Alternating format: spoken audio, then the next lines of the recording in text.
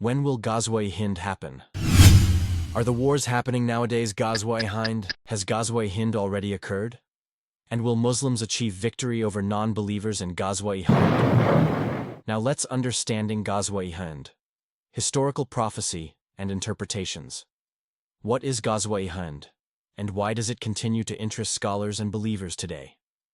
This term refers to prophecies mentioned in certain Islamic traditions about a significant engagement between Muslims and non-Muslims in the Indian subcontinent.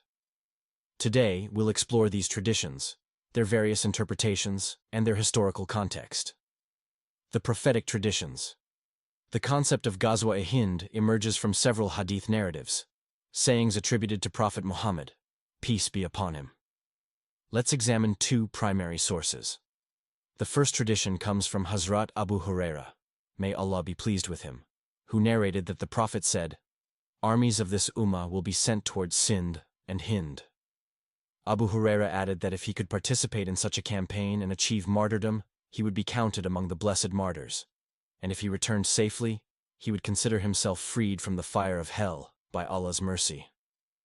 This narrative appears in the collection of Imam Ahmad bin Hanbal, with Sheikh Ahmad bin Shakir considering it authentic.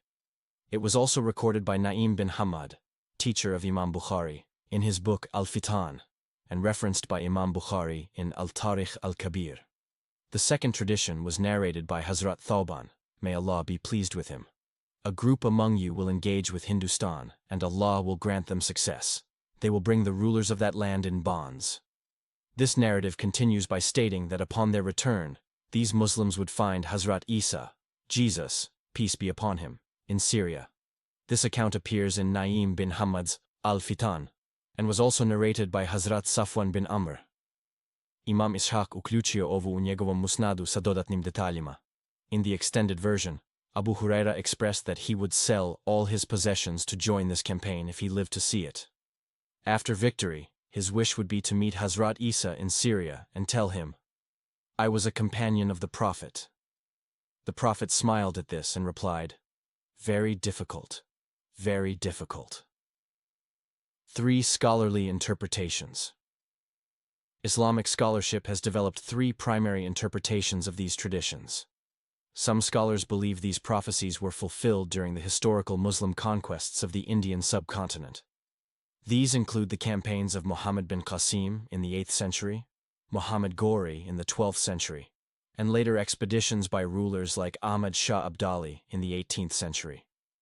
According to this view, the prophecy has already been realized through these historical events. Another scholarly perspective suggests that Ghazwa-e-Hind encompasses all engagements, past and future, between Muslims and non-Muslims in the Indian subcontinent. This broader interpretation sees multiple historical events as fulfilling different aspects of the prophecy over time. A third view holds that the major prophesied Ghazwa-e-Hind is yet to occur, and will take place during the time of Imam Mahdi, a messianic figure in Islamic eschatology. This interpretation connects these traditions with end-time beliefs. Beyond the Hadith literature, the concept appears in other Islamic traditions. The Sufi scholar and poet Nematullah Shah Wali, 1330 to 1431 CE, referred to Ghazwa-e-Hind in his prophetic verses. He suggested that Muslims from diverse regions would unite in a campaign reaching the Ganges River.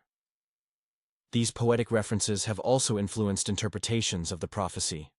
Do you believe Ghazwa-e-Hind is a historical event or a prophecy yet to come? Share your thoughts below. Historical context and modern understanding. It's crucial to understand these traditions within their historical context. The early Islamic period witnessed rapid expansion and encounters with various civilizations. These narratives emerged during times of significant geopolitical change. Today, scholars emphasize various aspects of these traditions. Some focus on their spiritual dimensions, seeing them as encouragement for steadfastness and faith, rather than literal military campaigns.